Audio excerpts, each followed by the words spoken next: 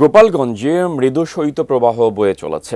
আজ সর্বনিম্ন তাপমাত্রা রেকর্ড করা হয়েছে 10 ডিগ্রি সেলসিয়াস। এ নিয়ে বিস্তারিত জানাতে গোপালগঞ্জ লঞ্চঘাট থেকে যুক্ত হচ্ছেন প্রতিনিধি সজীব বিশ্বাস। সজীব, কি অবস্থা দেখছেন?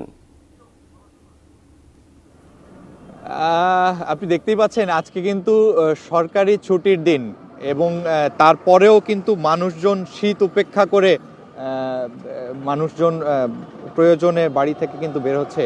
এবং গোপালগঞ্জের আজকে তাপমাত্রার কথা যদি বলি যে গতকালকেও কিন্তু 10.4 এবং আজকে কিন্তু 10.0 এবং বাতাসের আর্দ্রতা কিন্তু 97% ছিল।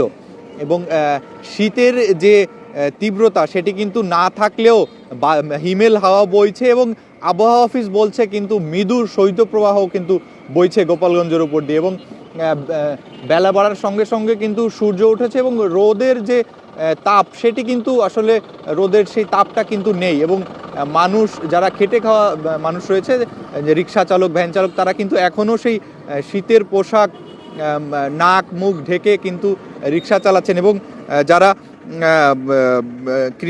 কৃষি কাজ করছেন বা যারা খেতে খামারে কাজ করছেন, তারা কিন্তু সকাল থেকেই আমরা দেখছি যে এই বাতাসের কারণে বা হিমেল হাওয়ার কারণে তারা কিন্তু কাজ করতে পারছে না।